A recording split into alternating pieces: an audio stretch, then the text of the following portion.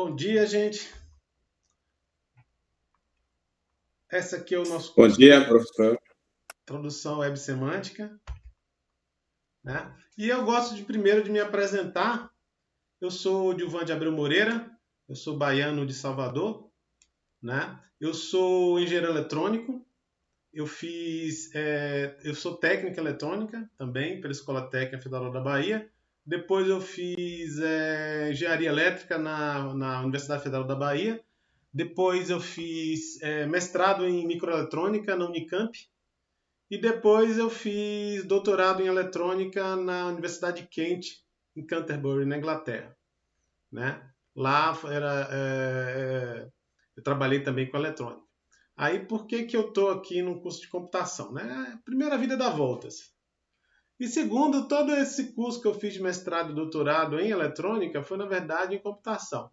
No meu mestrado eu fiz um programa que era um simulador de circuitos. Então você entrava com um circuito lá, ele simulava as tensões e tudo. E no meu doutorado foi com inteligência artificial.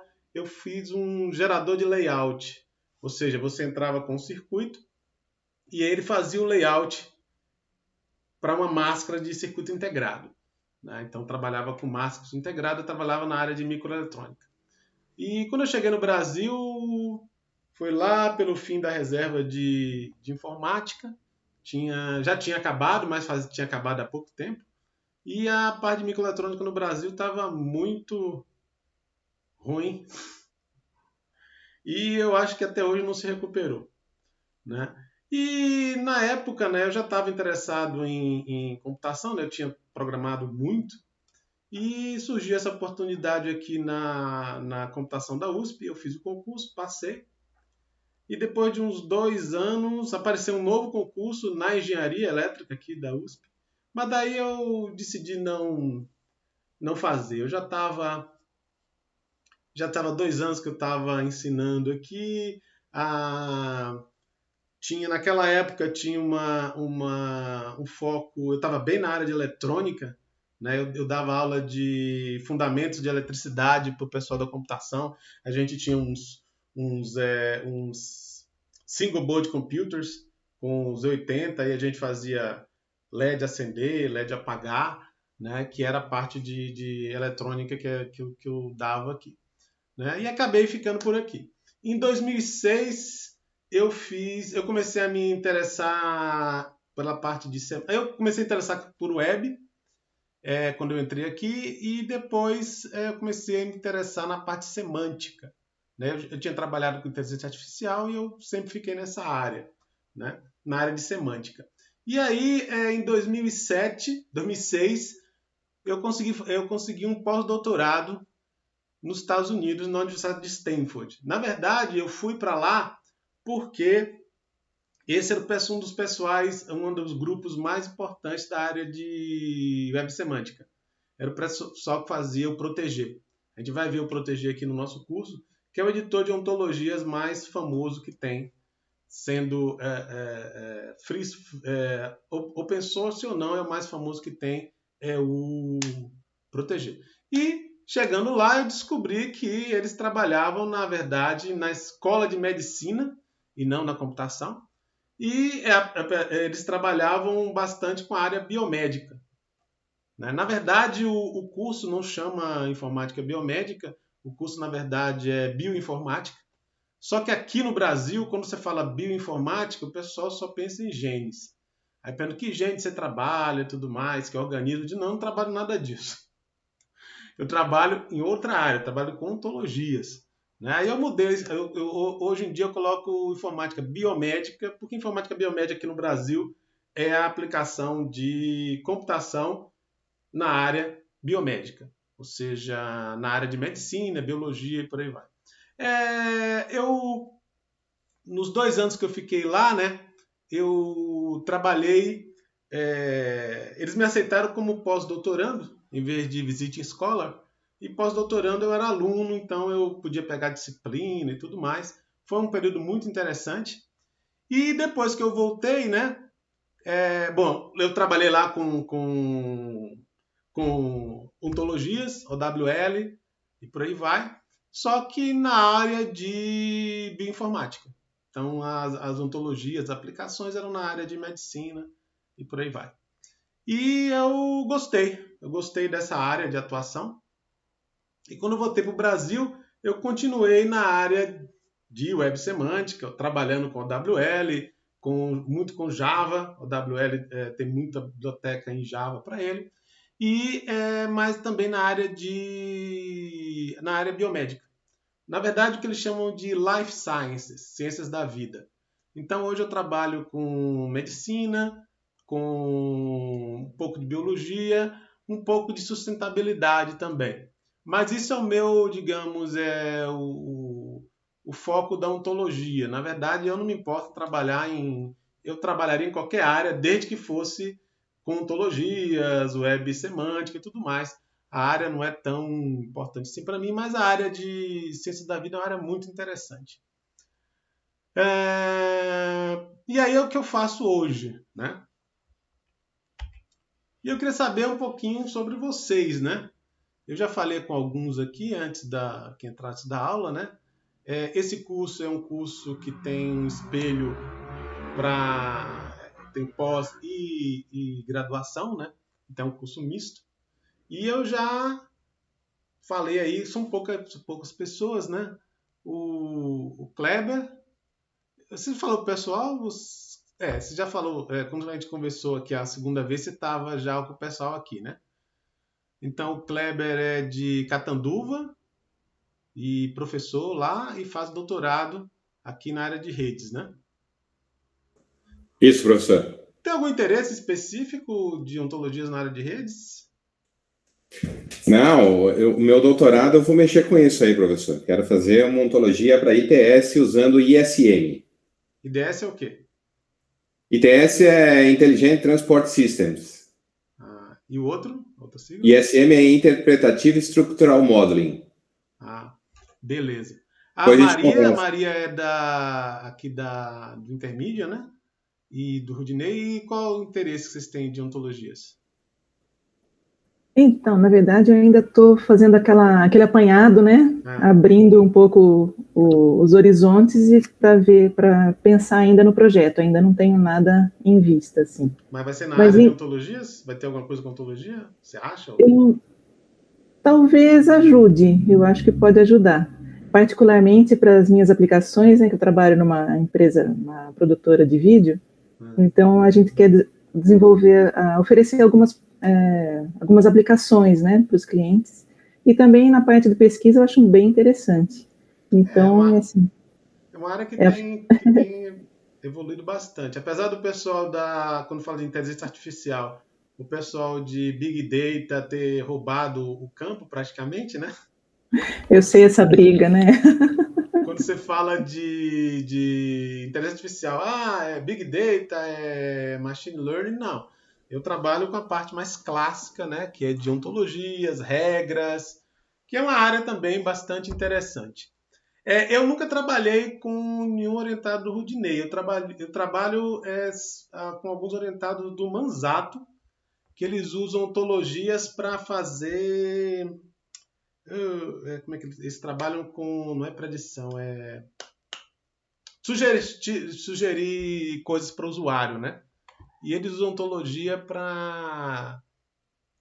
especialmente para o cold start, né? Quando você não tem muitos usuários ainda, né? Como é que você vai recomendar se você não tem opiniões?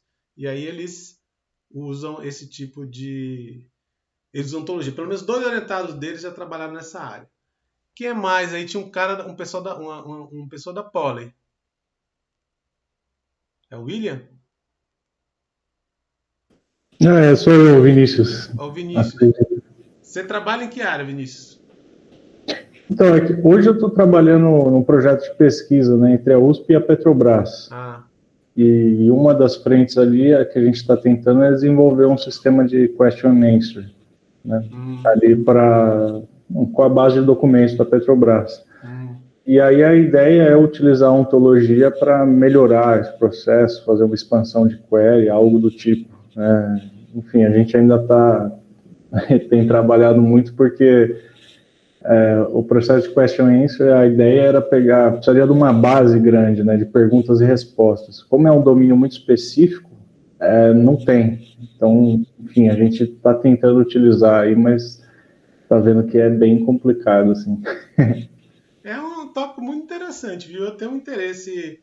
Eu tenho trabalhado com outro professor aqui da área de linguagem natural, de PLN, e o que a gente tem trabalhado aqui é usar PLN para ler as anamneses. Né? Quando você vai lá no médico, né, ele pergunta: sua mãe teve isso, você já teve isso, já teve aquilo e tudo mais, e transformar aquelas frases lá, né, em assertions no ontologia. E a área médica é muito rica em ontologias, então a gente pode fazer alguma coisa bem interessante nisso aí, falar o paciente já teve tal doença, o médico suspeita que ele teve tal doença, ele toma tal coisa e por aí vai. Não, muito bacana. E por coincidência, eu vou falar de um pessoal da Noruega que eu uso bastante material deles, da Universidade de Oslo. E interessante que eles têm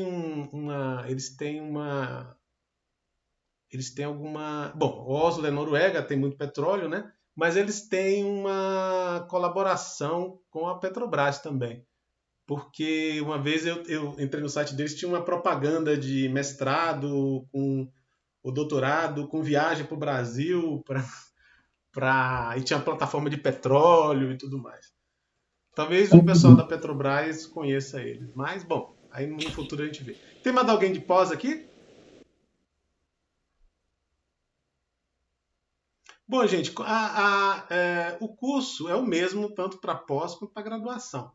A diferença é que no trabalho eu espero do pessoal da pós alguma coisa mais interessante do que do pessoal da graduação. Especialmente se o pessoal da pós puder envolver alguma coisa da área de vocês. Por exemplo, o Vinícius já colocar alguma coisa do... Não precisa ser... É uma disciplina só, né? Não precisa ser a solução do seu doutorado, do seu mestrado, mas colocar alguma coisa da área. Por exemplo, o Kleber, colocar alguma coisa da área de redes e por aí vai. Certo? Mas não precisa se preocupar agora, nesse momento.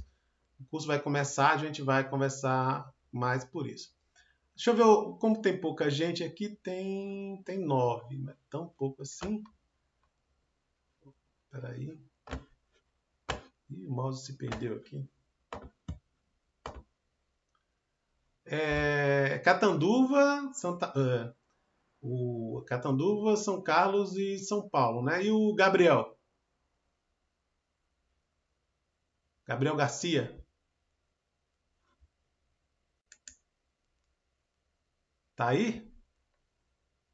São Carlos?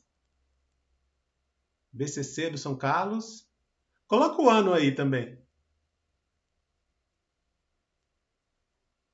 2018. Deixa eu ver aqui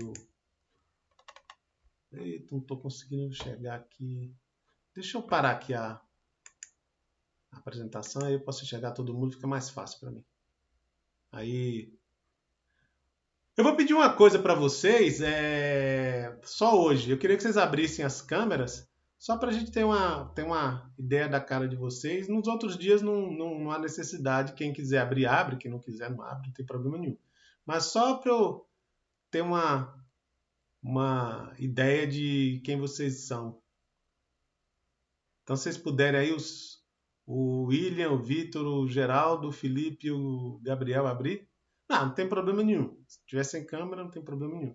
Se você também estiver em situação de, sei lá, tá de cueca, alguma coisa assim, também não precisa abrir.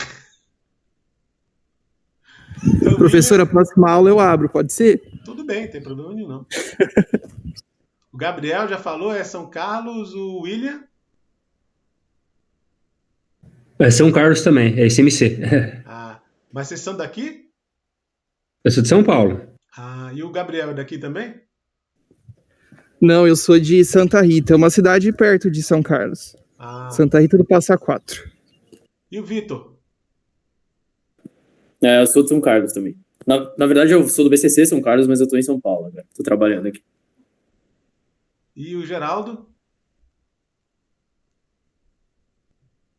Oi, Geraldo. Eu tô com o chat aberto também, se quiser colocar no chat.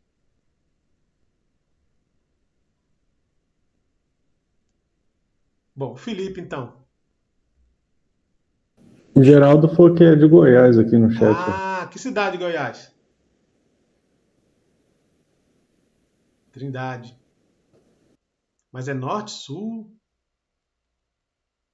Ah, lá de Goiânia. Você também é. Você é o quê? BCC, BSI? Ah. E o Felipe?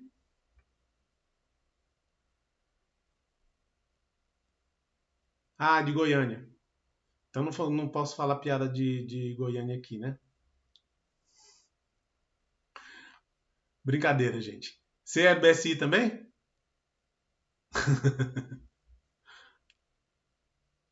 BCC. Beleza.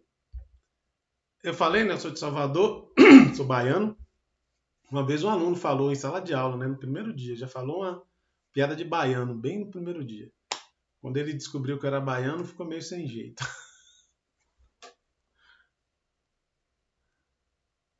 Beleza, gente. Eu gosto só para ter uma ideia, né, de quem é quem, para a gente se apresentar, especialmente agora que o contato humano, né, não é tão presente, né? Então isso afeta bastante pelo menos para mim, né, afeta bastante a experiência, né? Para mim é difícil dar aula para um bocado de retângulos que na maioria das vezes não tem nenhuma foto, às vezes é só uma letra, né? Então você fica sem aquele feedback, né, de ver a pessoa lá e ver as expressões faciais. Por isso, a primeira coisa que eu queria avisar vocês, gente, é que se vocês não falarem para mim os problemas de vocês, eu não tenho como saber. Então lá na aula a gente fala alguma coisa, vê o aluno fazendo uma careta, e aquele cara não está entendendo. Ainda dá para fazer alguma coisa, mas aqui a gente perde completamente a sensação de conjunto, né? Então eu fico muito dependente de vocês falarem para mim o que está acontecendo. Ah, professor, eu estou tendo um problema, XYZ, eu não estou entendendo isso, não estou entendendo aquilo, certo? Então fica difícil eu ter esse feedback, a não ser que vocês falem. E outra coisa, esse é um problema, assim, esse é um curso, essa situação não foi planejada, né? Perde a linguagem corporal. Essa situação aqui não foi planejada. Aconteceu e a gente está fazendo para não perder todo esse tempo aí e atrasar a vida de todo mundo, né? Então, gente, a coisa aqui é meio artesanal, né? Às vezes eu tenho problema com os vídeos. Aliás, neste momento eu esqueci até de avisar. Se a ligação cair, a minha internet aqui em casa está com problemas. E o que vocês estão vendo agora é no meu celular. Ou seja, eu liguei o celular no computador e estou comunicando via o meu plano de dados, né? Então, se der algum problema, se ficar lento e tudo mais, vocês já estão sabendo o que está acontecendo, certo? Geralmente a internet aqui funciona muito bem, mas eu não sei porque cargas d'água hoje deu problema. Bom, anyway, voltando aqui. Então, gente, isso aqui é artesanal. Então a gente vai tentar, como é que eu vou dizer? Vamos tentar encaixar o problema de todo mundo. Se você tem algum problema, não está entendendo, algum problema pessoal, você pode falar comigo individualmente ou aqui no grupo, como você achar melhor. Mas, quanto mais cedo eu ficar sabendo do seu problema, mais opções a gente tem para encaixar você. Certo? Agora, por exemplo, no início do curso, a gente pode até fazer alguma atividade diferente. Se alguma pessoa tem algum problema específico, a gente pode fazer uma atividade diferente, né? Já tive alunos aqui que tiveram problemas pessoais e a gente os que vieram me procurar, né, antes do fim do curso, todos tiveram solução, né? Tiveram alguma solução a gente ajustou horário, fez às vezes até alguma atividade extra, mas resolveu o problema de todo mundo, ok? Então, gente, se vocês têm algum problema, vem falar comigo. Isso o pessoal da pós, o pessoal da graduação, todo mundo aqui é gente, ok? Agora, se vocês não vierem, não tem como eu saber, né? Porque esse tipo de interação é limitada. Eu estava conversando com o Kleber antes que ele chegou bem mais cedo, né? Tem vantagens de, por exemplo, nesse curso aqui ter alguém da Poli, né? Eu já tive alunos de outras universidades aqui de São Paulo e do Brasil, também aqui online, né? E foi muito legal. Eu gostaria muito que, uma vez que voltasse a ser presencial, que houvesse a possibilidade de alunos de fora entrarem online. A gente faz alguma coisa híbrida, né? Coloca a câmera lá na sala de aula e o cara de fora pode entrar, porque esses cursos de pós-graduação tendem a ser mais específicos, né? E às vezes você não tem um curso específico na sua universidade, você quer trabalhar, sei lá, com ontologia ou com alguma coisa específica lá, e a universidade é limitada, né? A gente não tem disciplina para todo mundo que quer alguma coisa específica. E uma disciplina assim você pode pegar várias pessoas de várias cidades, né? Obviamente o pessoal que entrar online vai ter dificuldade de estar online. E o pessoal que vier presencial não vai ter essas dificuldades. Mas é melhor ter a disciplina com dificuldade do que não ter, né? Então essa é uma parte boa que a pandemia revelou e que eu espero que continue. Por falar nisso, se vocês quiserem me interromper, pode me interromper a hora que vocês quiserem. Aí pode perguntar, falar alguma coisa, o chat está aberto. E nesse momento eu estou olhando para o chat. Se eu tivesse assim, vocês iam ver que eu não estou olhando para o chat, né? Aí eu viria para cá. É bom ter duas telas por causa disso. Bom, beleza, gente? Alguém quer fazer algum comentário? Essa parte é importante, que fique claro. Essa parte mais que não tem a ver com ontologia, nem computação, mas é a parte daqui do tratamento humano. Beleza? Isso é importante que fique claro para que a gente possa achar soluções para os problemas de todo mundo.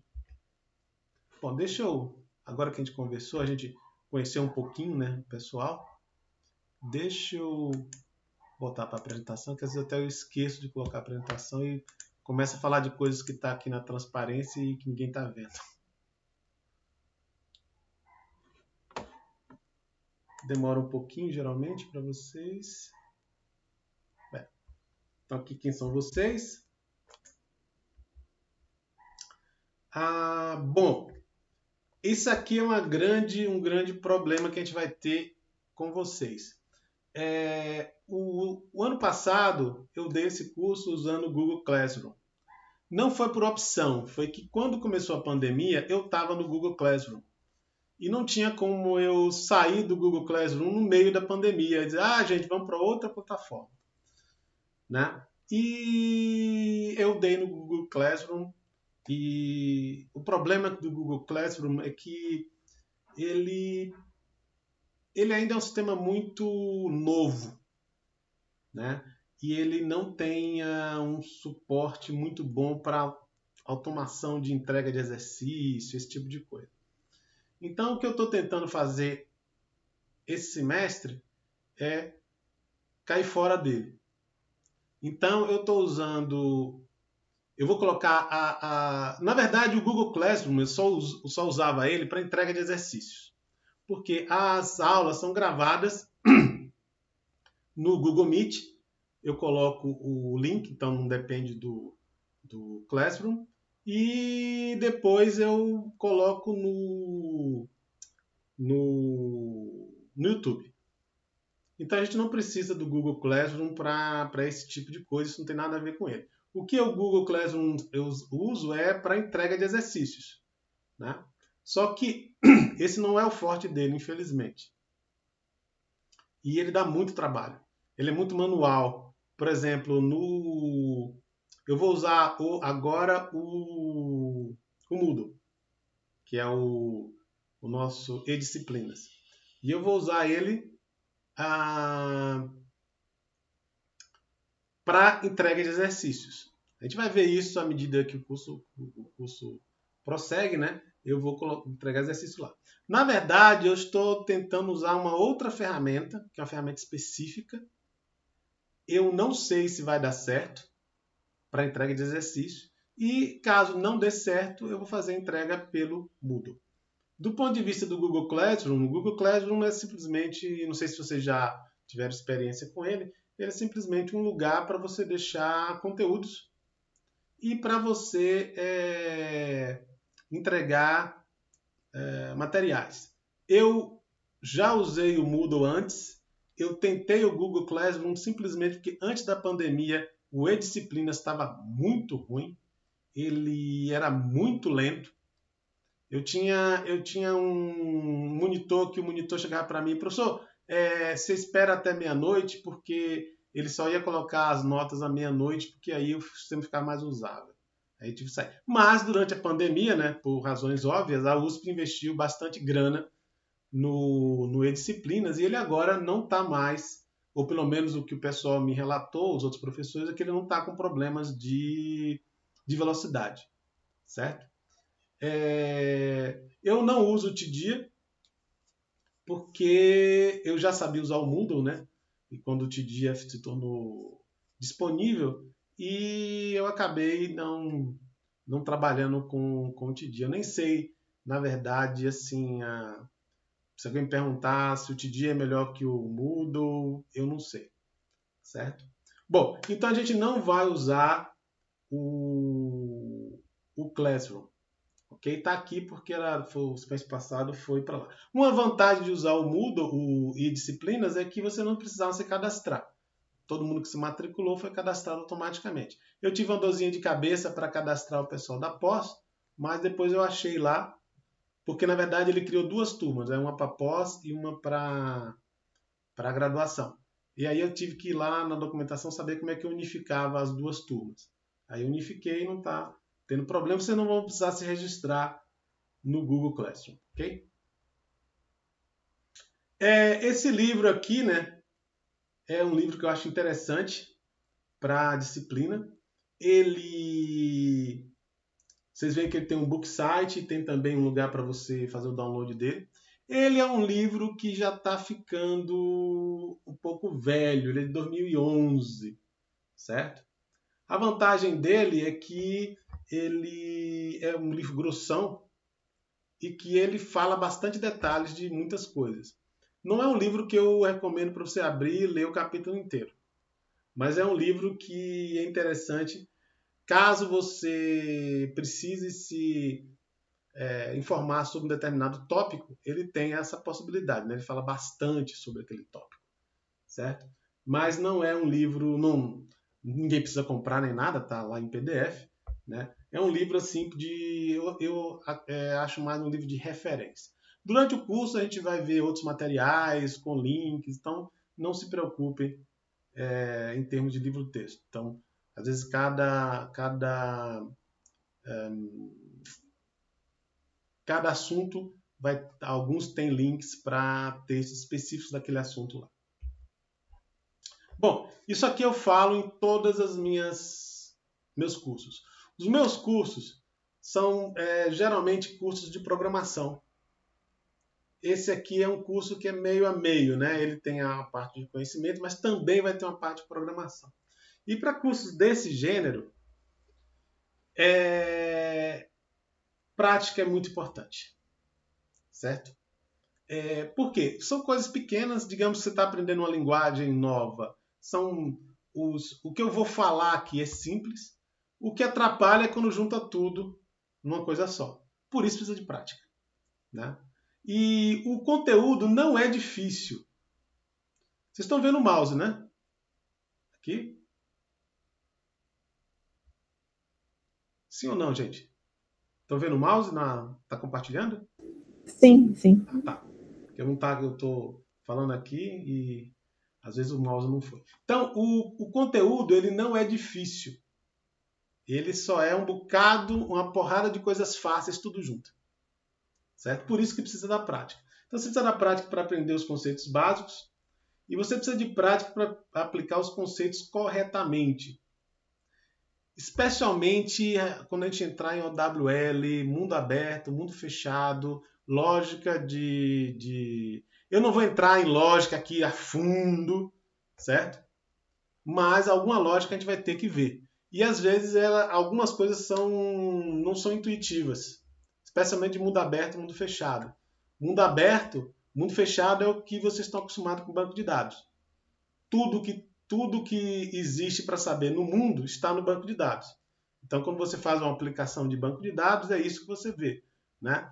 Se você quer saber fulano é empregado da empresa, você vai procurar no banco de dados. Se ele não está no banco de dados, ele não é empregado da empresa, porque o banco de dados é a sua fonte da verdade.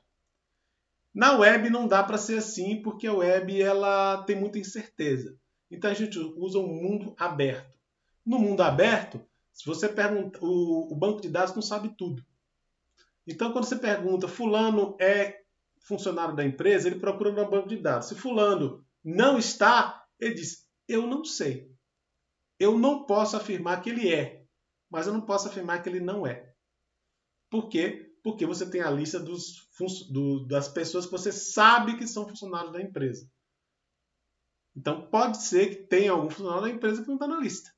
Então, esse é o nosso mundo aberto. A gente vai ver que existem as sessions que você pode fazer e você pode dizer explicitamente que todo mundo, que quem não estiver na lista, não é empregado da empresa. Você pode falar isso, mas você vai ter que colocar essa informação a mais no banco de dados. Olha, se não estiver na lista, não é funcionário da empresa. Coisa que no mundo fechado você não precisa. E aí tem essas coisas, como é que eu vou dizer, esses detalhes que são interessantes você ver. E você precisa praticar para ser bom em qualquer coisa na vida, certo? Outra coisa, vocês viram aqui que está tudo em inglês. O curso não vai ser em inglês. Eu acho que esse semestre não foi posto que ia ser em inglês não, né? Não. Certo? Se vocês quiserem que seja em inglês, pode falar, eu não tenho nenhum problema. Né? Eu passei 5 anos na Inglaterra, mais 2 nos Estados Unidos.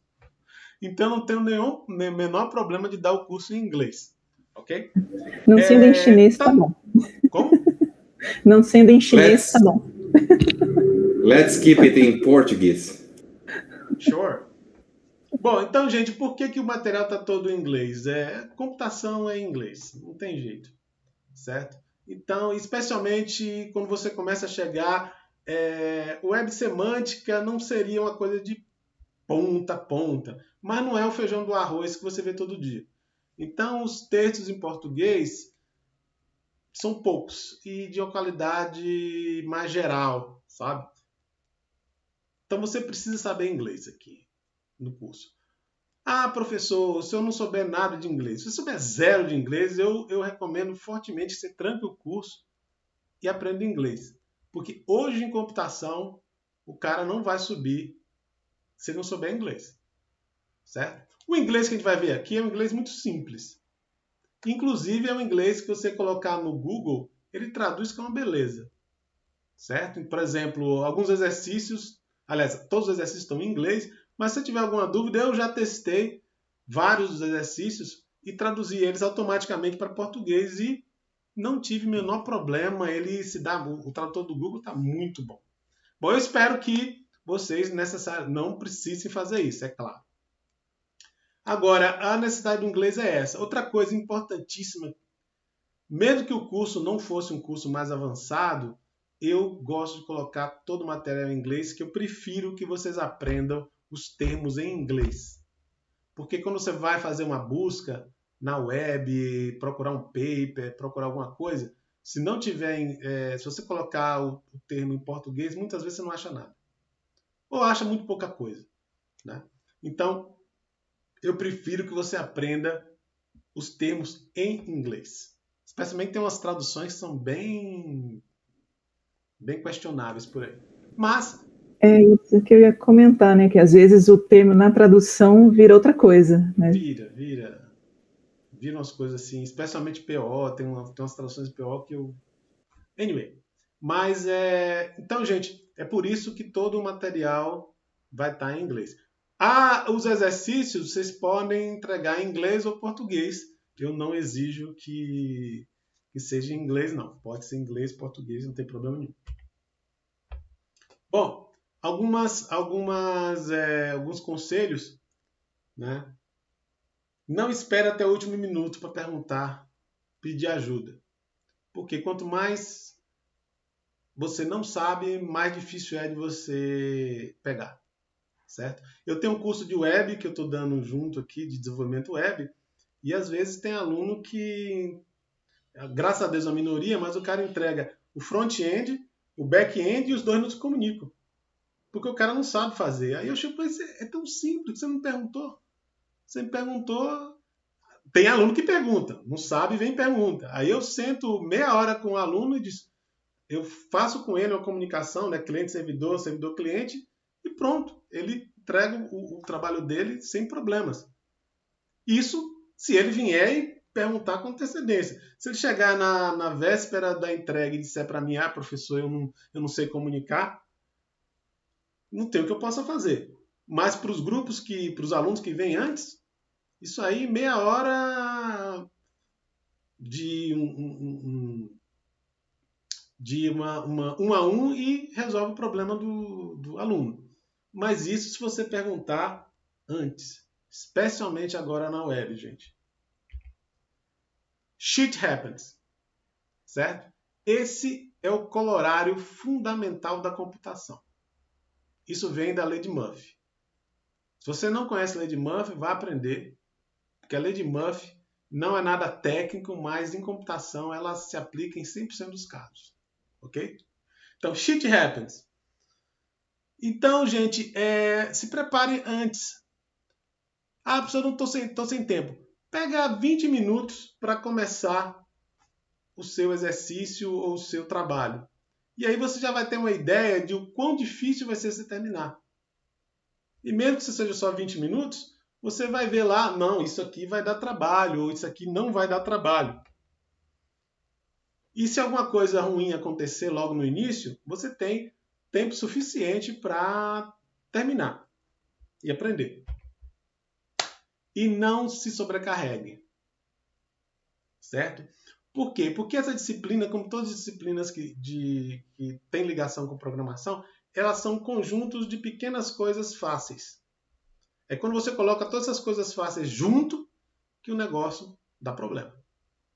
Então, se você conseguir não se sobrecarregar de trabalho, melhor ainda, porque aí os trabalhos são simplesmente você pega o que você já sabia e acrescenta um pouquinho, acrescenta um pouquinho, acrescenta um pouquinho e você termina tudo junto. Agora, se você tentar fazer tudo de uma vez, o negócio não funciona. Beleza? Eu dou essas 3 conselhos para todo mundo que faz os meus cursos, porque os meus cursos têm essa característica de ser cursos de programação, né? Ou baseados em programação, e tem essa qualidade de você ter várias coisas pequenininhas, muito fáceis de aprender, mas quando você junta elas todas, aí já não é tão fácil de conseguir um resultado. Alguma pergunta por enquanto, gente? Até o momento tranquilo. Bom, ok. O que eu queria falar agora com vocês é um pouquinho sobre web semântica. Se eu colocar aqui Salvador e colocar um Enter, vocês vão ver 2 coisas aqui nessa tela. Essa parte aqui tem a ver com o algoritmo do Google, original do Google, que é o PageRank. No PageRank eles contam quantos links apontam para quantas páginas, né? E aí, bom, hoje em dia ele é mais complexo que isso, né? Ele evoluiu com o tempo. Mas o básico disso aqui é você contar strings. Eu tenho strings que apontam para strings. Só que agora, já faz alguns anos, o Google está mostrando isso aqui também. Esse outro pedaço aqui. Esse outro pedaço aqui é semântico. Aqui ele descobriu que Salvador era um nó num grafo semântico enorme que o Google tem.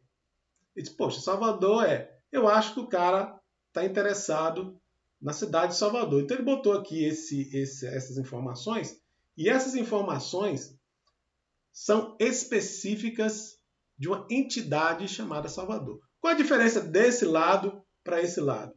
No primeiro lado aqui é tudo string. O computador não sabe do que ele está falando. Ele sabe que todo mundo que está interessado nessa string está interessado nesse conjunto de strings também. Aqui não. Aqui o computador sabe que Salvador é uma cidade. Se ela é uma cidade, ela vai ter várias propriedades. Ela tem uma área em quilômetros quadrados, ela tem uma elevação de 8 metros, ela tem uma idade de 472 anos e tem uma população, quase 4 milhões de pessoas. Né? E se eu disser para ele que a elevação de Salvador é cebola, ele vai me dizer que eu estou errado. Não, a elevação é um número. E cebola é uma palavra. Não pode ser. Está errado. Aqui não. Aqui string é string, string aceita qualquer coisa. Ele pode dizer que a elevação de Salvador é cebola. É uma string como outra qualquer. Aqui não. Outra coisa, se eu chegar para ele, Salvador morreu. Ele vai dizer, não, Salvador não é um ser vivo. Então Salvador não pode ter morrido. Então ele vai dizer, pode ter uma fundação, né? Mas ele não está vivo. Então ele vai dizer isso para mim. E esse nó também está ligado a vários outros nós dessa rede. Por exemplo, está ligado ao nó aqui do estado da Bahia. Salvador é a capital da Bahia. A Bahia, por sua vez, está ligada a vários outros nós dessa rede. Esse nó aqui é o governador. Então, ele tem um nó aqui também dele. Deixa eu ver uma coisa mais...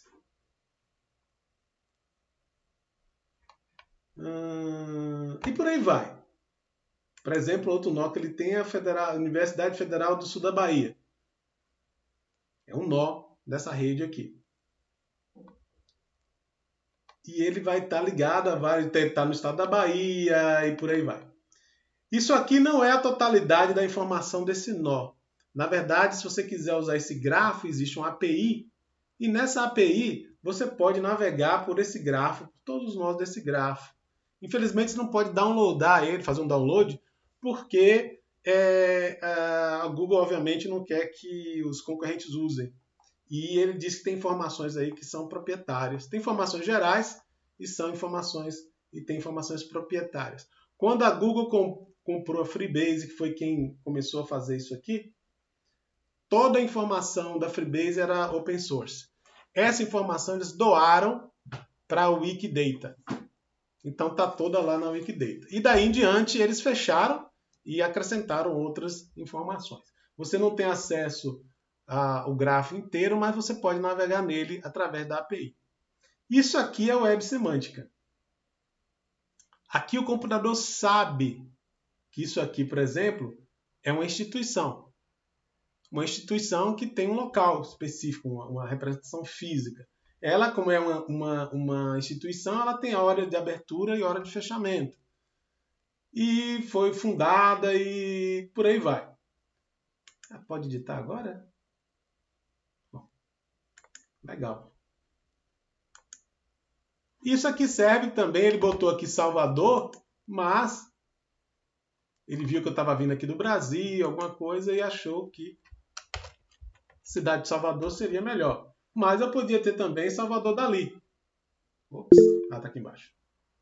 Então esse nó aqui é o nó de Salvador Dali. Então ele sabe Salvador Dali, foi um pintor. Kleber, quer falar alguma coisa? Então, poderia colocar o artigo O Salvador e aí também mudar totalmente a ideia de procura aí, né, do Google, né? Sim. Ou então Salvador Cristo, etc., Salvador Dali. Essa desambiguização que é complexa, né? O Google usa Hoje o Google, eu estou mostrando essas duas coisas separadas, mas o Google usa esse grafo aqui para fazer desambiguação do lado de cá também. E a gente vai ver que hoje o Google pede que os sites coloquem informação semântica dentro do site. Então, no seu site de vender mercadoria, por exemplo, vai ter uma tagzinha que o usuário não vê, dizendo, olha, eu vendo vela de carro. E na vela vai ter um ID dizendo que aquela vela é uma peça. Não é uma vela de barco, nem uma vela de acender. É uma vela de carro. Isso a gente não vai ver no HTML, não é mostrado, mas ele está dentro do HTML. A gente vai ver como a Google faz isso. A Google, na verdade, isso é um consórcio, né, dos grandes buscadores do mundo, e tem uma ontologia chamada Schema que descreve essa informação. Então você pega do Schema e coloca no seu site. Por que os usuários fazem isso? Porque o Google usa essas informações para fazer page ranking e para mostrar quando você faz uma busca. Então ele pode saber, aquela loja lá, eu desconfio que ela vende peça de carro. A outra loja colocou a informação semântica que ela vende peça de carro. O que é que a Google faz? Eu vou mostrar essa, porque essa eu tenho certeza que vende peça de carro. A outra, possa ser que venda, possa ser que não venda. Né? Então, eles usam isso e muita gente está colocando informação semântica aqui no HTML. Certo? Aqui está o nó do... Oi, desculpa. O que eles chamam da otimização, né? Otimização para busca, o SEO. Eu não sei como é que eles chamam, não. Mas eles usam Search Engine Optimization. Search Engine Optimization, SEO. Então, essa informação semântica é muito útil para a Google, porque ela pode ser muito específica. Pode dizer, olha, eu estou fazendo liquidação e os preços caíram tanto em tais mercadorias. E a Google pode usar essa informação para direcionar usuários para você. Lembrando que um site de vendas ele não está interessado em ter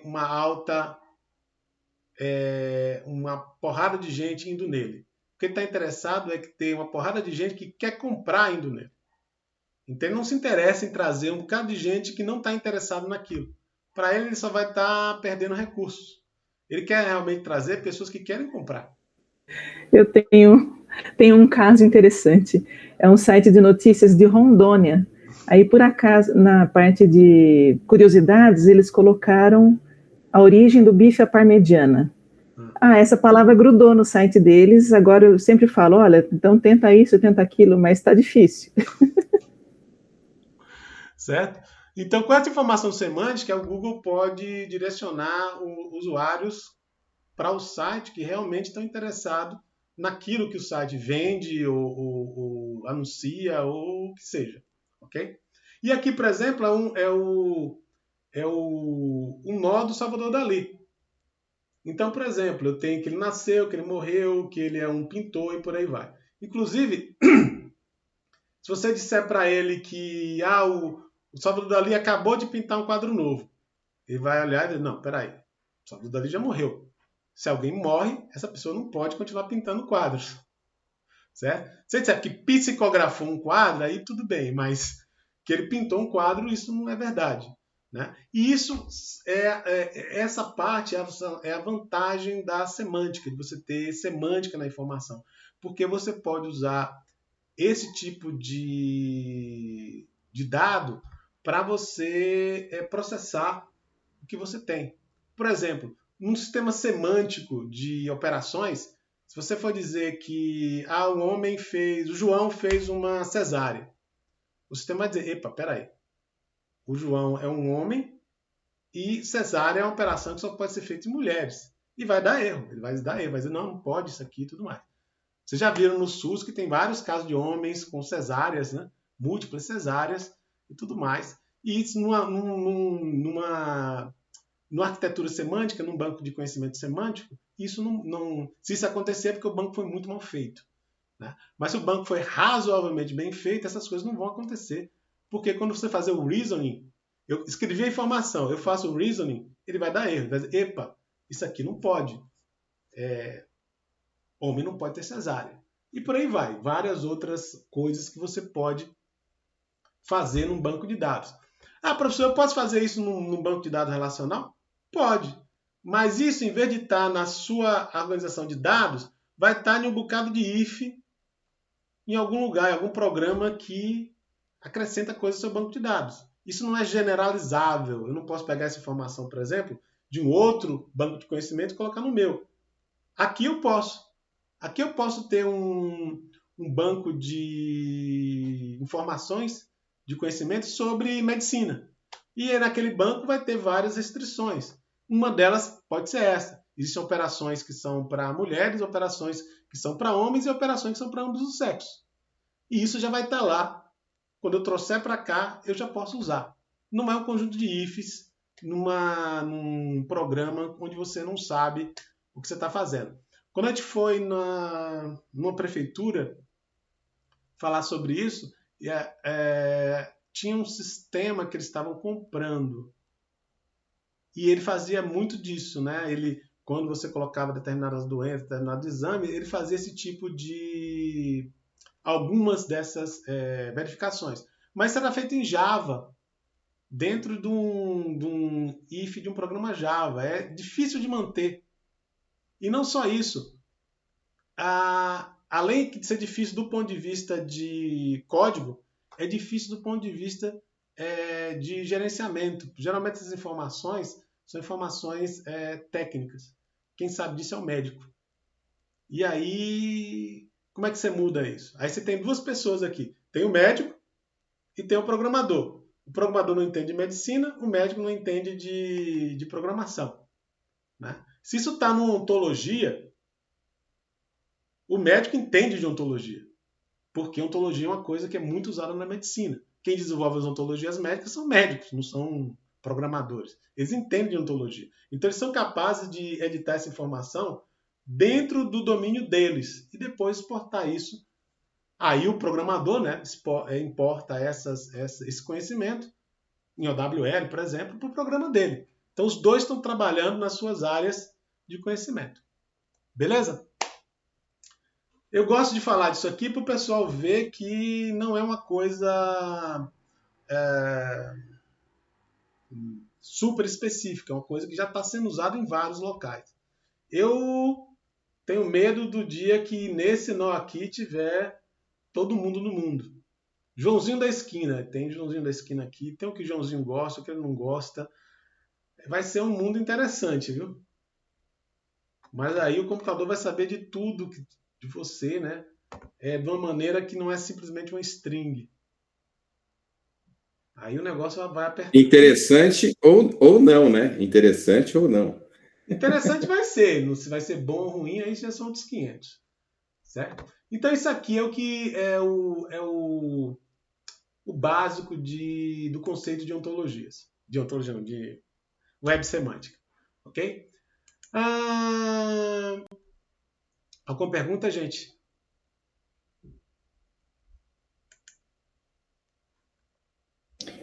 Dilvan, esse material depois você vai disponibilizar ele, a apresentação? Todo o material vai estar disponibilizado. Na pior das hipóteses, se der um pau geral, eu simplesmente mando vocês aqui se matricularem no curso original. Eu espero que não tenha nenhum problema. Esse aqui está o curso original. O Google Classroom é muito ruim para você criar cursos novos. A Google não gosta de... Vocês já tentaram duplicar alguma coisa no seu Google Drive? Vocês vão ver que eles são contra qualquer tipo de duplicação. Eles só duplicam as coisas que estão locais. As coisas que estão lá, eles não duplicam. E aqui acontece o mesmo problema. Você duplica um curso desse, ele não copia tudo. E olha que eu já tentei várias vezes. O que eu fazia era tentar umas 5, 6 vezes, até que ele copiava a maior parte das coisas, e aí eu copiava na mão o que faltava.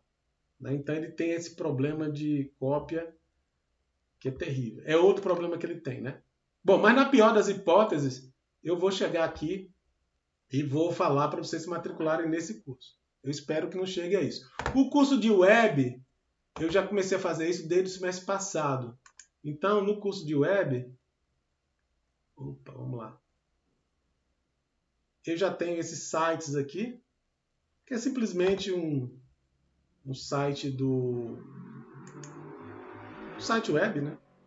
Eu só usei aqui porque aqui é de graça e ele me produz uma página web aqui. Vocês estão me ouvindo direitinho? Parece que ficou um pouco lento. Beleza. Então aqui eu tenho simplesmente o que eu teria lá no Google Classroom, que são as aulas. Daqui a pouco deve aparecer. São as aulas e os materiais. E vai estar aí aberto para todo mundo que tiver o link, pode entrar aqui. Né? Eu quero fazer uma coisa dessa para vocês que não esteja presa dentro do Google Classroom. Então aqui são os dias, o que foi apresentado, o conteúdo está aqui embaixo. Que é basicamente o que está aqui. Ó. Cadê o Google Classroom? Ué, cadê?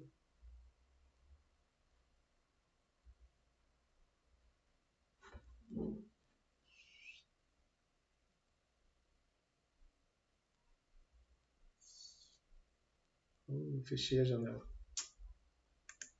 É só clicar aqui. Que é basicamente o que tem aqui no Google Classroom. É uma lista de conteúdos. Então, se a gente for aqui para seminários, introdução web, 1º de 2020. Tá aqui. Você clica aqui. Aqui é stream, simplesmente é um lugar de recado que vocês já estão recebendo via o Moodle. E aqui é simplesmente uma lista de conteúdos, que é aquilo que vocês viram lá no HTML. Aqui é o que eu vou colocar para lá. Então, a lista de conteúdos tem cursos relacionados, tem por semana aqui, né? A de hoje seria essa, né? É esse material que eu estou mostrando. Bom, esse aqui não. Isso aqui é o material da próxima aula. Então, aqui nessa primeira aula aqui é essa apresentação que vocês viram, essa discussão para ver se tem algum problema e tudo mais. Certo? Vão ser trabalhos, vai ter alguns trabalhos individuais e um trabalho em grupo. Certo? O trabalho em grupo vocês podem fazer em grupos de 3, no máximo, e podem fazer sozinhos também, especialmente o pessoal da pós. Às vezes o pessoal da pós é mais restrito, né? Então vocês também podem fazer sozinho. O pessoal da graduação eu recomendo que faça grupo. Se alguém quiser fazer sozinho e tiver uma desculpa muito boa, aí eu deixo fazer sozinho. Mas o pessoal da graduação eu prefiro que faça em grupo. O pessoal da pós fica aberto se prefere em grupo ou não. Então vai ser basicamente 2 notas. As notas das atividades individuais e a nota da atividade em grupo. Só tem uma coisa, tem que tirar 5 no mínimo em cada uma. Certo? Então não adianta tirar 4 e 6, não vai passar. Certo? Então tem que tirar 5 mínimo. Se você tirar menos que 5, você vai ficar com a nota menor que você tirar. Então se você tirar 4 e 3, você vai ficar com 3. Certo? Agora, se tirar 5 e 10, aí eu faço a média, não tem problema nenhum. Beleza? Eu faço isso. Aliás, a maioria dos professores faz isso. Alguns tentam usar a média harmônica, mas ninguém gosta de média harmônica. Então, eu nem proponho. Certo? Então, eu tinha que falar disso.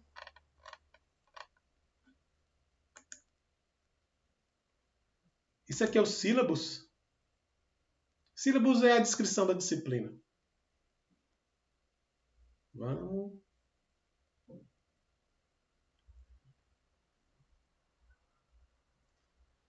Esse teste aqui, ó, Podem. Era apenas se a gente voltasse a ser online, aí teria essa possibilidade de ter um teste valendo 25% da nota. Mas é extremamente improvável que a gente tenha alguma coisa que a gente volte.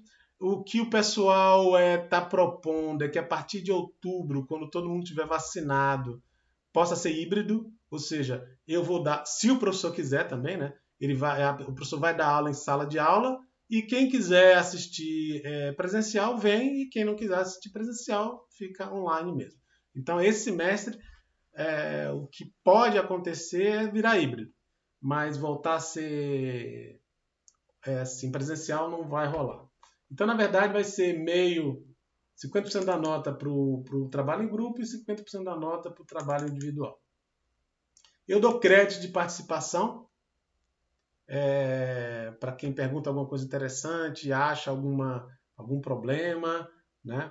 E isso é extra. Se você não ganhar nada, você também não perde nada.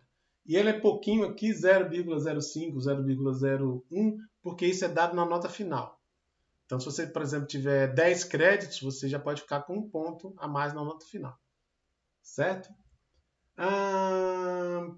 Aqui a presença vai ser online, então vai ser proporcional às suas atividades, à sua nota. Então, se você tirar 8, você vai ficar com 80% de presença. E se você tirar abaixo de 7, entre 7 e 5, né, aí eu dou 70%, senão você não passa. Aqui é o textbook, tem os outros livros aqui. Poxa, tem um livro aqui que... não está aqui. Tem um livro do professor Seide, que é bem fininho, que é muito interessante, é em português e é uma introdução à web semântica. Então eu acho um livro muito interessante de você dar uma olhadinha. Só que eu achei que estava aqui, ele não está. Se você buscar, ele está online. Sage Web. Não, acho que ele bota Open Dados abertos. Dados abertos.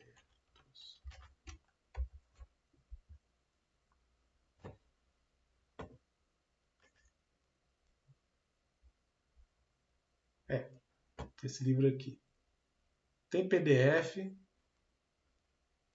Tem HTML aqui também. Deixa eu ver. Olha lá. É o do Sage com I.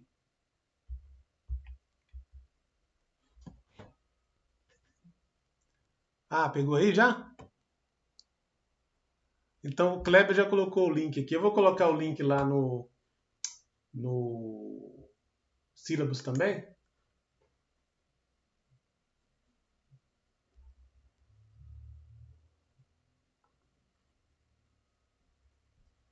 E esse livro é interessante porque ele é bem curtinho e ele é em português. Ele dá uma boa introdução assim do que é geral, o que é a programação web, o que é Open Dados, Linked Open Data, né? São dados linkados. E tem muito dado na internet. Muito dado nisso daí. Tinha um professor lá em Stanford de medicina que o cara fazia a pesquisa dele sem pegar nenhum dado, sem ele próprio fazer nenhum experimento. Ele pegava os dados dos outros e aí fazia uma mistureba e conseguia alguma coisa. Ele fez uma nosologia de doenças. Nosologia é uma classificação de que doenças estão mais próximas a que outras doenças. Então, por exemplo, tuberculose e Covid são próximas porque são duas infecções do sistema respiratório. Então, ele fez isso usando dados de experimentos genéticos, que muita gente fez, né? E tem repositório de experimentos genéticos.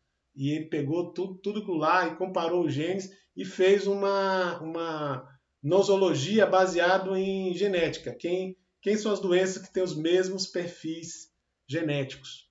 E ficou muito legal porque na maior parte ficou igualzinho a nosologia que os médicos já fizeram e em algumas partes ficou diferente. E nessas partes que ficou diferente é que fica interessante saber o porquê que está diferente. Então, por exemplo, ele pegou 2 doenças raras que tinham um perfil genético parecido e ele sugeriu de usar o remédio de uma em outra. Eles chamam isso de off-label, sugestão off-label. Então, essa doença aqui tem um remédio para ela, essa outra doença aqui também é muito rara e não tem nenhum remédio. Então, vamos pegar esse remédio aqui, que já está aprovado pelo FDA e tudo, e vamos aplicar na outra. Né? Então, o médico pode fazer isso se ele quiser. É uma medicação off-label e testar.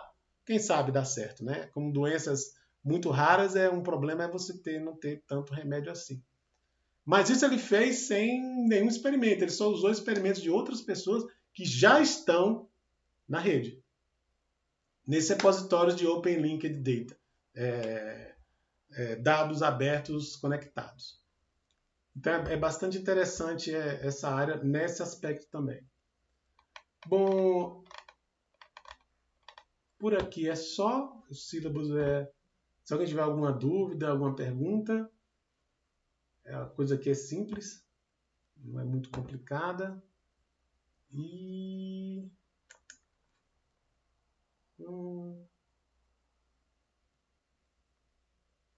aqui está o assignment, aqui é uma proposta. Vamos.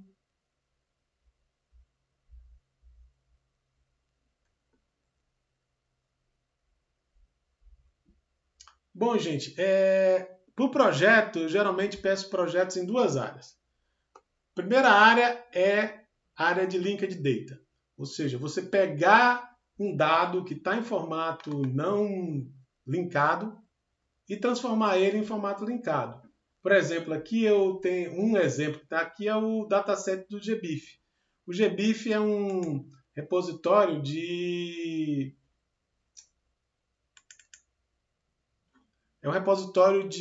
coletas de espécimes. Então, por exemplo, 1 milhão, tem mais de 1 bilhão de recordes, tem uma porrada de datasets aqui, né? E de milhares de instituições. Aqui são dados, e são dados sobre biodiversidade tabulados. Né? Tabulados. São tabelas. E, por exemplo, uma possibilidade é você pegar um conjunto de dados desses e converter para o formato de linked data. Né? Então, por exemplo, talvez tenha que criar uma ontologia para descrever esses dados ou não, às vezes já tem uma ontologia já para isso, mas você está convertendo um dado tabular que não tem informação semântica em um dado com informação semântica. Você está enriquecendo o dataset. Aqui, por exemplo, não é só a questão de eu pegar, por exemplo, um registro de uma espécie e colocar em RDF, que é a linguagem que a gente vai usar. Eu também quero mapear isso com alguma ontologia. Olha, esse bicho aqui, tem esse ID nessa ontologia. Então, eu estou colocando o dado em formato RDF e eu estou enriquecendo ele. Ele é achado no estado de Sergipe. Bom, eu não quero estado de Sergipe a string, eu quero um ID, por exemplo, na Wikidata, ou então no GeoNames. Olha, Sergipe é esse ID aqui no GeoNames. Então, eu estou enriquecendo esse dataset aqui. E eu quero exemplos de coisas que você possa fazer agora. Agora que você sabe que a espécie dele vem de Sergipe, o que você pode fazer? Eu tive um aluno de mestrado que ele trabalhou com dados da Amazônia. Ele pegou vários dados aqui, converteu para RDF, e dado de coleta tem onde você coletou. Beleza. Aí o que ele fez? Ele pegou dados de desmatamento e cruzou. Antes você não podia fazer o cruzamento, porque dados de desmatamento era uma tabela e aqui era outra tabela. Isso aqui é só string. Agora, uma vez que isso aqui é RDF, isso aqui é RDF, e você enriqueceu, eu posso perguntar, vem cá, nessa área aqui desmatada, quais espécies que foram encontradas lá? e tem espécies que são marcadores biológicos. Por exemplo, certas espécies só aparecem em área degradada. Ou seja, aquela mata queimou e quando ela renasceu, ela estava degradada, ela não se recuperou completamente. Então dá para você achar isso. Por que você acha que é degradado? Bom, primeiro que era uma área que foi queimada. Eu tenho os mapas da queimada, sei que aquela área foi queimada. Há 1 ano, 2 anos, 5 anos atrás. E eu sei que tem espécie X. E a espécie X só aparece quando está degradado. E por aí vai, né? Então, isso é só um exemplo. Existem outras fontes de dados que vocês podem usar. Isso é uma possibilidade. A outra possibilidade, deixa eu ver se está aqui.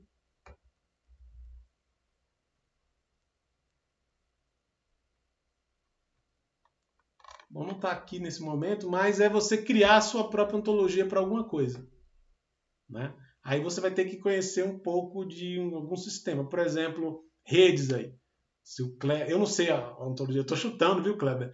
Estou chutando, mas digamos que não tem uma ontologia para descrever o que ele quer. Ou tem uma ontologia, mas ela não é específica o suficiente.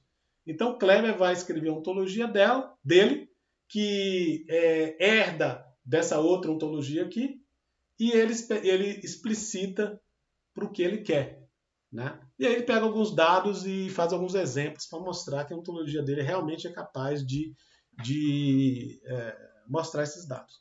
Você não precisa se preocupar com isso agora, é só para vocês saberem, né, os 2 tipos principais de coisa. Professor, eu quero fazer uma terceira coisa.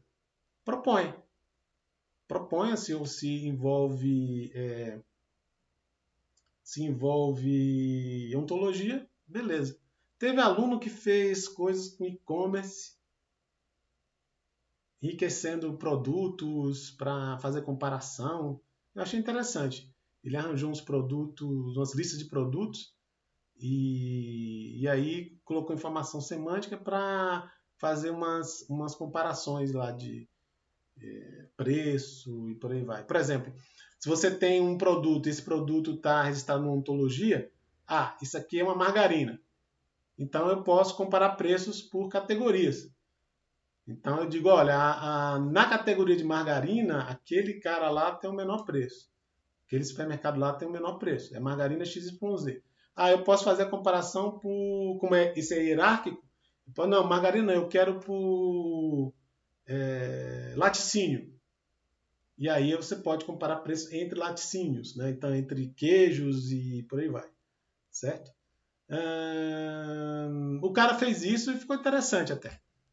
Mas na verdade está aberto. Aqui eu coloquei vários dados abertos, né? O GBIF é um, o SpeechsLink é outro. O Portal Brasileiro de Dados Abertos é muito interessante, tem muito dado aberto lá. Dados eleitorais do TSE também são interessantes. E serviço de dados do IBGE. Ele tem uma API de serviço de dados lá. Espero que o link esteja funcionando. E tem um bocado de dado lá que é tabular.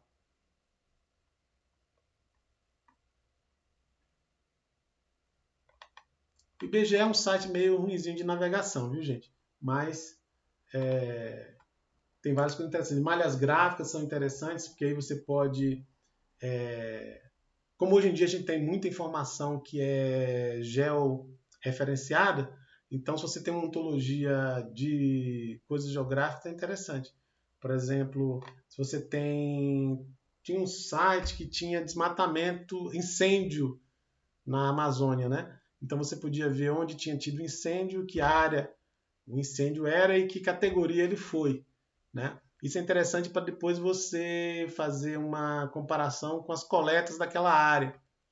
Então, uma vez que as coletas estão por área, eu posso perguntar, tipo, se o incêndio é categoria, sei lá, 5, quanto tempo depois dele eu começo a coletar vegetais do tipo A, do tipo B, do tipo C? Isso para os biólogos tem bastante informação, né? Eles estão mostrando quão rápido determinada vegetação se recupera de um incêndio, né? Tem biomas que são muito propensos a incêndios, como o Cerrado e o Pantanal, que são muito propensos a incêndio. Tem muitas espécies que se adaptaram a isso, né? E aí tem espécies que se recuperam mais rápido, mais devagar e por aí vai. isso é interessante e é uma possibilidade de aplicação. Eu só estou dando exemplos aqui do que você pode fazer com o projeto, ok? Só para vocês terem uma ideia do que é que eu estou falando de um projeto final. Atualmente vocês não vão saber muito o que é RDF, o que é isso aqui, porque vocês ainda não aprenderam muita coisa, né? Mas basicamente as coisas que eu gostaria de fazer é isso: pegar dados e torná-los semânticos ou fazer ontologias para descrever dados de maneira semântica. Aí no caso você não precisa ter o dado que você não vai converter. É bom ter exemplos do dado, que sem exemplo não vai. Fica difícil saber se sua modelagem ficou boa ou não ficou, né? E a conversão você vai ter vai ter um programinha, né? Um programinha em Java, Python, a linguagem que você tem mais afinidade e que tem biblioteca, né? Para esse tipo de coisa. O Java tem biblioteca e como ele tem biblioteca, qualquer linguagem derivada do Java serve. Clojure, Scala, e por aí vai, certo? E o Python tem biblioteca para tudo quanto é coisa que você possa imaginar, tem biblioteca no Python. Eu estou sugerindo, mas para uma ontologia, por exemplo, você não necessariamente precisa criar um programa. Você pode desenvolver ela e colocar exemplos, e não necessariamente ter um programa. Ou você pode ter um programa para povoar ela e fica a gosto do freguês. Beleza? Isso aqui é só para vocês terem uma ideia do que é que eu quero como trabalho. E se vocês pensarem em alguma coisa à medida que o curso vai, se vocês pensarem em alguma aplicação, vocês podem perguntar: professor, dá para fazer isso? Dá para fazer aquilo? Beleza. Alguma pergunta, gente?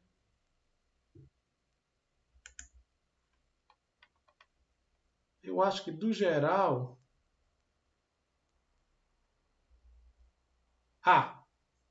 uma coisa que é interessante. Eu uso muito material dessa universidade aqui. Desse curso.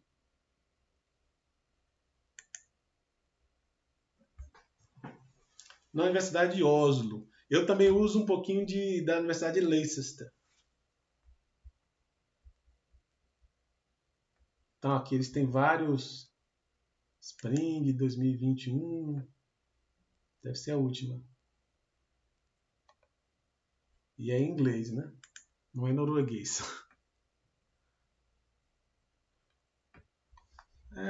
Sessões plenárias são aulas. E interessante aqui, se alguém tiver interessado, eu reuso os slides. E agora eles não tinham isso antes, mas com a pandemia, eles têm os vídeos. Só que eu acho que não... Não, já deve ter fevereiro. Vamos ver se tem um link aqui. Não. Aqui é o link pro... Vamos ver se vai. Eles têm os links para os vídeos. Eu já vi alguns vídeos deles. Aqui ele está querendo dar o zoom. Vai estar em outra página, então. Deixa eu ver. Slides.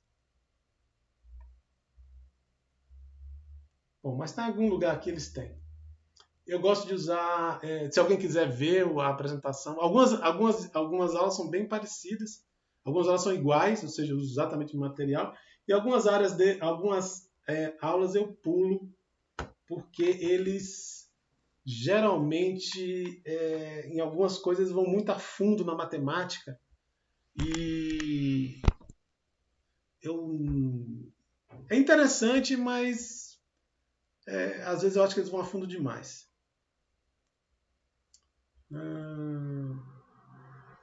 OWL, o que a gente vai ver é basicamente isso, né? A primeira parte é RDF, que é para você colocar dados. Sparkle, que é a linguagem para você fazer query, que como o nome já indica, é um derivativo do SQL. Aí a gente vai ver um pouquinho de reasoning. Primeiro a gente vê um pouquinho de reasoning em RDF, que é um reasoning bem básico. Aí depois a gente entra em OWL. OWL que é a Ontology Language. OWL2, aqui Luziennes. Aqui a gente vê um pouquinho mais de Sparkle, agora com o Reasoning, ou seja, com a parte de OWL. Aqui já umas coisas mais específicas deles aqui. Só TRR aqui eu não entro não. Essa parte aqui de validação é nova ou não? Deixa eu ver. Ó, tem até o recording.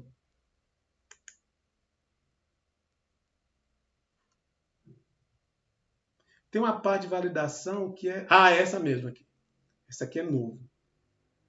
E eu quero entrar nessa parte aqui, que é uma parte que... Isso aqui é bem novo, o Shackle. O Shackle virou padrão por agora, 2017, 2018. Mas ele é bem interessante porque ele é para você validar os dados e não a ontologia. Eu estou começando a usar ele já com alguns alunos de mestrado e tudo mais, e doutorado. Ele é bem interessante para dados. Porque eles fazem uma revisão bem grande para depois começar.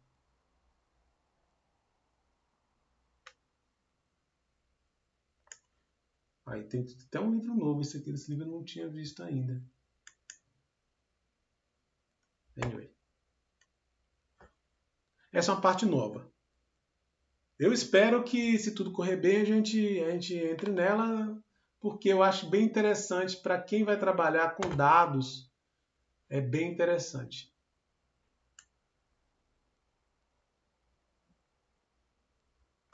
Esse é um curso, o link vai estar lá, se alguém tiver interessado. Ele tem uma ferramenta que a gente vai usar bastante, viu? Ele tem uma ferramenta para validar ontologias. Então eu vou pedir, vai dar os exercícios da ontologia. Então eu vou pedir para vocês usarem ela, né? Para mandar o seu exercício para lá para ver se ele volta tudo certo, né? E como é que chama? O grupo deles tem uma... Vamos ver aqui, search. Eles tinha uma página sobre a Petrobras, sobre uma...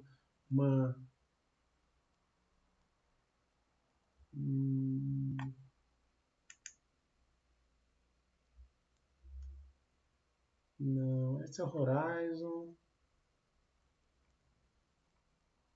Depois que eu achar, eu posto aqui. Era no próprio curso, eles tinham uma propaganda, uma das transparências, logo no início do curso. Acho que se procurar aqui numa versão mais antiga, é capaz de ter logo, acho que no primeiro ou no segundo. Anyway. Eu olho depois para ver isso aí. E esse material aqui, ó, aí eu já uso menos o pessoal de Leicester. Cadê? Tem um material aqui interessante de PDF.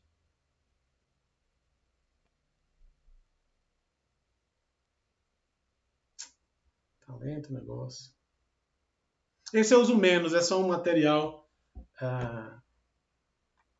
Essa transparência aqui é bem grande, isso aqui são diversas transparências. Eles pegam várias partes do curso. O Tim Berners-Lee, que é o criador da World Wide Web, ele também foi o criador dessa ideia de você ter uma web de dados e conhecimento e não só uma web de strings, como a gente tem hoje, né? Aqui, ó. Mouse é isso ou é isso aqui?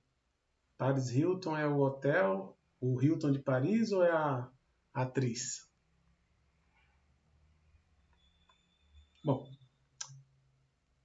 essa informação toda a gente vai estar disponível para vocês, ou aqui numa página web, ou lá no Moodle, ok? Bom, por hoje é só. Alguém quer perguntar alguma coisa mais específica? Na aula que vem a gente já vai entrar em... Eu já vou dar essa primeira... Uma aula introdutória aqui do... Ops. Essa primeira aula introdutória, onde a gente fala do porquê da web, da Semantic Web. Às vezes eu uso essa daqui, que é uma do pessoal lá da Noruega. Às vezes eu uso uma outra que é do W3C, que também é muito interessante. Aqui é um exemplo de ir no cinema. Como é que você vai no cinema? Se você tiver essa informação toda na web, como é que o computador automatizaria essa tarefa para você? Eu espero que na próxima aula, gente, a gente já tenha não todo o material disponível, mas a parte inicial que vocês vão usar aqui já disponível ou no Moodle ou no site. E no pior das hipóteses, aí eu peço para vocês entrarem no Classroom, ok? Mas eu acredito que não vai precisar. Perguntas? O pessoal da pós, vão pensando durante o curso o que é do trabalho de vocês. Tenta fazer alguma coisa que vai ajudar o trabalho, um paper, por exemplo. Né? Vocês podem entregar na forma de um paper e publicar em alguma conferência, alguma coisa preliminar. O paper, nenhum orientador é contra paper. Se chegar para o seu orientador e disser, olha, eu estou na disciplina fazendo um paperzinho aí, ele vai agradecer. É uma grande felicidade, né, paper? Paper nunca é demais, certo? Então, se vocês puderem fazer alguma coisa que pense em alguma coisa que possa ser publicada ou que vocês vão enriquecer no futuro e publicar. Certo?